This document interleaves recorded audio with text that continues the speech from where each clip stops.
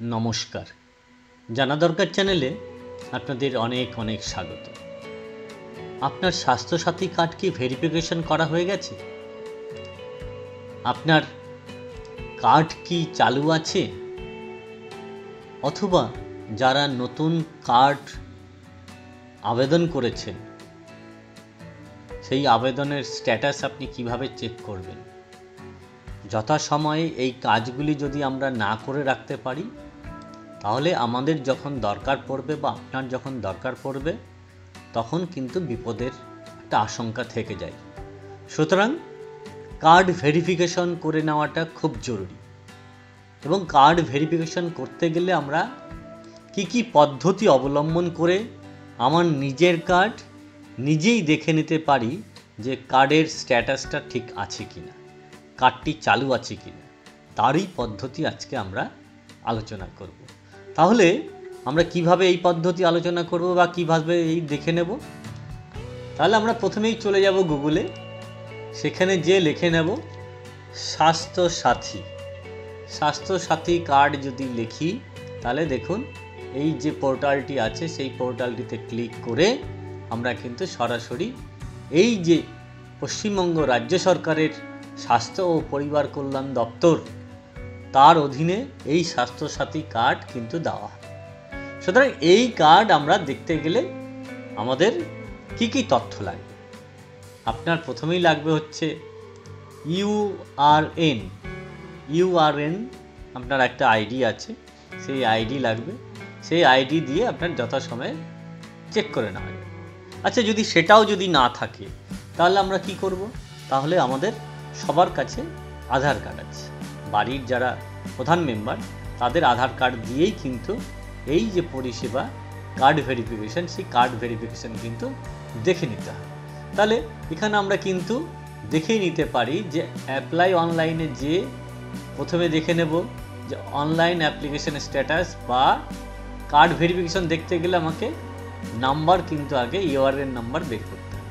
তাহলে URN number যদি বের করতে চাই তাহলে আমি এখানে দেখুন কার্ড ভেরিফিকেশন নাম্বারটা আমি এখানে দিলাম। কার্ড ভেরিফিকেশন দিতে গেলে প্রথমে ইউআরএন নাম্বার, আমার কাছে ইউআরএন নাম্বার নেই। তাহলে আমি কি করব? তাহলে কিন্তু অ্যাপ্লাই অনলাইনে যে আমার অনলাইন অ্যাপ্লিকেশন স্ট্যাটাস ড্যাশবোর্ডে চলে যাবে।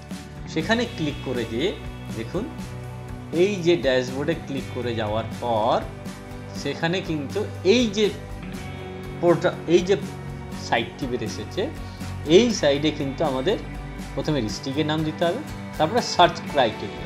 এখানে দেখুন ডিস্ট্রিক্ট, এখানে গোটা রাজ্যের মধ্যে 23খানা জেলা আছে। সেই 23খানা জেলার মধ্যে আপনি যে জেলায় বসবাস করেন সেই জেলা সিলেক্ট করুন। আমি যে জেলায় বসবাস করি বা আমি একটা জেলা সিলেক্ট করে নিয়ে এগিয়ে যেতে চাইছি, সুতরাং আমি একটা জেলা দিলাম। এবার সার্চ ক্রাইটেরিয়া, দেখুন এই সার্চ ক্রাইটেরিয়াতে আমরা ক্লিক করব।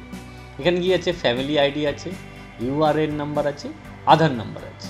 তাহলে আমরা জানি যে সবার কাছেই আধার নাম্বারটা অ্যাভেলেবেল থাকে, অনেক সময় ইউআরএন নাম্বার বা ফ্যামিলি আইডি নেই।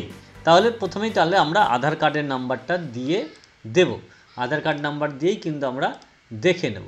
সুতরাং সেই পদ্ধতি কিন্তু দেখে নেব। আমি একটা আধার কার্ডের নাম্বার দিলাম, দেওয়ার পরে দেখুন এই নাম্বারটা দেওয়ার পরে যে আমরা সাবমিট বাটন দিলাম, সাবমিট বাটন দেওয়ার পর দেখুন এখানে ইউআরএন নাম্বার কিন্তু বেরিয়ে এসেছে এবং ফ্যামিলি আইডিটাও কিন্তু বেরিয়ে এসেছে।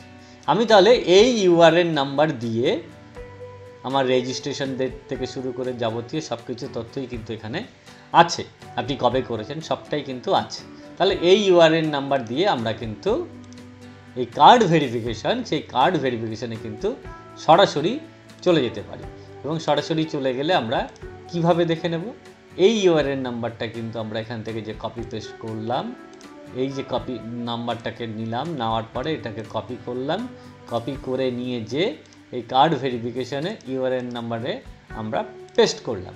পেস্ট করে যদি এখানে আমরা সার্চ করি তাহলে দেখুন এই সার্চ করলে এই যে ডিটেলস আপনার ফ্যামিলির যতজন আছে মেম্বার সবটাই কিন্তু এখানে এন্ট্রি আছে এবং সবটাই চালু আছে কি না সেটা কিন্তু আপনারা দেখে নিতে পারছেন। আরও একটা পদ্ধতি যেখানে দেখছিলাম যে কার্ড ভেরিফিকেশন দেখার জন্য, হ্যাঁ এখানে দেখুন কার্ড ভেরিফিকেশন, এই যে দেখুন স্টেট ওয়েস্ট বেঙ্গল সিলেক্ট করাই আছে, ডিস্ট্রিক্ট এখানে আপনি 23টা জেলার মধ্যে সেখানে দিয়ে দেবেন, আমি একটা জেলা দিয়ে দিলাম, তারপর ইউআরএন নাম্বার কিন্তু আমি বসিয়ে দিলাম। ইউআরএন নাম্বার দেওয়ার পর এই সাবমিট বাটন দিলেই কিন্তু আমার কার্ডের যে ডিটেলস, সেই কার্ডের details, CN number, URN number, কোথায়, ইন্স্যুরেন্সের ডেট এবং সবটাই কিন্তু অ্যাক্টিভ আছে কিনা কতটা দেখুন এখানে এই যে অ্যাক্টিভ লেখাটা কিন্তু দেখিয়ে দিচ্ছে। সুতরাং কার্ডটি অ্যাক্টিভ আছে না ডিলিট হয়ে গেছে সেই পদ্ধতি কিন্তু আমরা এই অনলাইনে বসেই ঘরে বসেই নিজের মোবাইল থেকেই আমরা কিন্তু দেখে নিতে পারছি। সুতরাং এই পদ্ধতি অবলম্বন করেই কিন্তু আমরা আমাদের যে স্বাস্থ্যসাথী কার্ড, সেই স্বাস্থ্যসাথী কার্ডের সম্পূর্ণ তথ্য কিন্তু আমরা দেখে নিতে পারছি এবং আমাদের যখন দরকার পড়বে হসপিটালে যে কোনো অসুস্থতার কারণে, তখন কিন্তু আমরা সঠিকভাবে ইউটিলাইজ করতে পারি, সঠিকভাবে প্রয়োগ করতে পারি, তাহলেই আমাদের সমস্যার সমাধান হয়ে যাবে। সুতরাং আজকের এই ভিডিও